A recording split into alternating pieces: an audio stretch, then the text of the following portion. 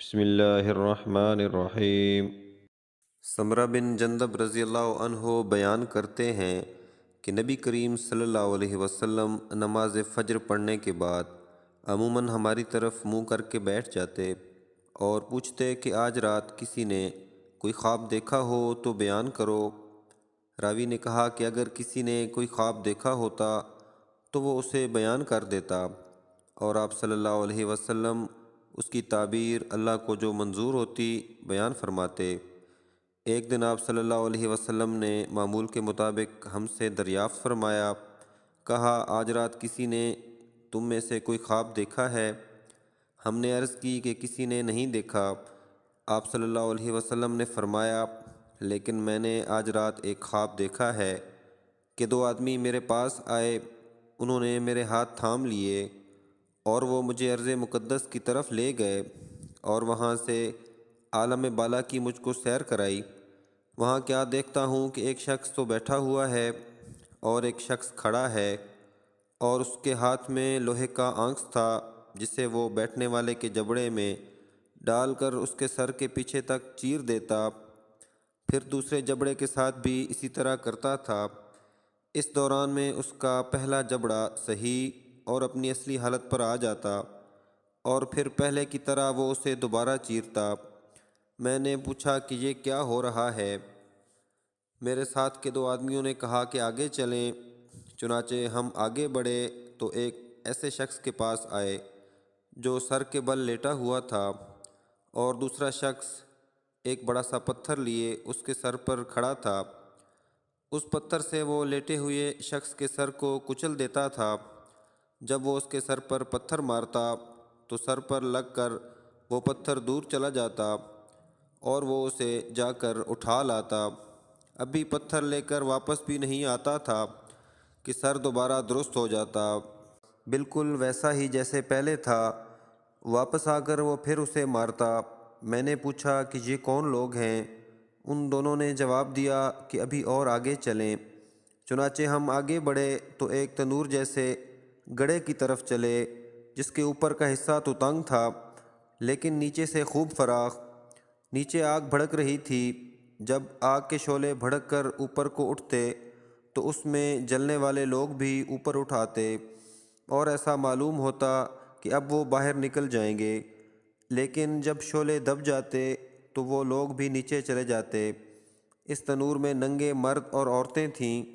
میں نے اس موقع پر بھی پوچھا کہ یہ کیا ہے، لیکن اس مرتبہ بھی جواب یہی ملا۔ کہا کہ ابھی اور آگے چلیں۔ ہم آگے چلے۔ اب ہم خون کی ایک نہر کے اوپر تھے۔ نہر کے اندر ایک شخص کھڑا تھا اور اس کے بیچ میں ایک شخص تھا جس کے سامنے پتھر رکھا ہوا تھا۔ نہر کا آدمی جب باہر نکلنا چاہتا تو پتھر والا شخص اس کے منہ پر اتنی زور سے پتھر مارتا کہ وہ اپنی پہلی جگہ پر چلا جاتا، اور اسی طرح جب بھی وہ نکلنے کی کوشش کرتا وہ شخص اس کے منہ پر پتھر اتنی ہی زور سے پھر مارتا کہ وہ اپنی اصلی جگہ پر نہر میں چلا جاتا۔ میں نے پوچھا کہ یہ کیا ہو رہا ہے؟ انہوں نے جواب دیا کہ ابھی اور آگے چلیں۔ چنانچہ ہم اور آگے بڑھے اور ایک ہرے بھرے باغ میں آئے جس میں ایک بہت بڑا درخت تھا۔ اس درخت کی جڑ میں ایک بڑی عمر والے بزرگ بیٹھے تھے اور ان کے ساتھ کچھ بچے بھی بیٹھے ہوئے تھے۔ درخت سے قریب ہی ایک شخص اپنے آگے آگ سلگا رہا تھا۔ وہ میرے دونوں ساتھی مجھے لے کر اس درخت پر چڑھے۔ اس طرح وہ مجھے ایک ایسے گھر میں لے گئے کہ اس سے زیادہ حسین و خوبصورت اور بابرکت گھر میں نے کبھی نہیں دیکھا تھا۔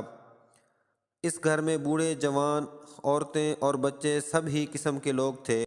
میرے ساتھی مجھے اس گھر سے نکال کر پھر ایک اور درخت پر چڑھا کر مجھے ایک اور دوسرے گھر میں لے گئے جو نہایت خوبصورت اور بہتر تھا۔ اس میں بھی بہت سے بوڑھے اور جوان تھے۔ میں نے اپنے ساتھیوں سے کہا، تم لوگوں نے مجھے رات بھر خوب سیر کرائی، کیا جو کچھ میں نے دیکھا اس کی تفصیل بھی کچھ بتلاؤ گے؟ انہوں نے کہا، ہاں، وہ جو آپ نے دیکھا تھا اس آدمی کا جبڑا لوہے کے آنکھ سے پھاڑا جا رہا تھا تو وہ جھوٹا آدمی تھا۔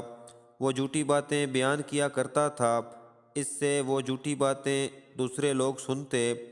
اس طرح ایک جھوٹی بات دور دور تک پھیل جایا کرتی تھی، اسے قیامت تک یہی عذاب ہوتا رہے گا۔ جس شخص کو آپ نے دیکھا کہ اس کا سر کچلا جا رہا تھا تو وہ ایک ایسا انسان تھا جسے اللہ تعالیٰ نے قرآن کا علم دیا تھا، لیکن وہ رات کو بڑا سوتا رہتا اور دن میں اس پر عمل نہیں کرتا تھا، اسے بھی یہ عذاب قیامت تک ہوتا رہے گا۔ اور جنہیں آپ نے تنور میں دیکھا تو وہ زناکار تھے، اور جس کو آپ نے نہر میں دیکھا وہ سود خور تھا، اور بزرگ جو درخت کی جڑ میں بیٹھے ہوئے تھے وہ ابراہیم علیہ السلام تھے، اور ان کے ارد گرد والے بچے لوگوں کی نابالغ اولاد تھی۔ اور جو شخص آگ جلا رہا تھا وہ دوزخ کا دروغہ تھا، اور وہ گھر جس میں آپ پہلے داخل ہوئے جنت میں عام مومنوں کا گھر تھا، اور یہ گھر جس میں آپ اب کھڑے ہیں یہ شہداء کا گھر ہے، اور میں جبرائیل ہوں اور یہ میرے ساتھ میکائیل ہے۔ اچھا آپ اپنا سر اٹھائیں۔ میں نے سر اٹھایا تو کیا دیکھتا ہوں کہ میرے اوپر بادل کی طرح کوئی چیز ہے۔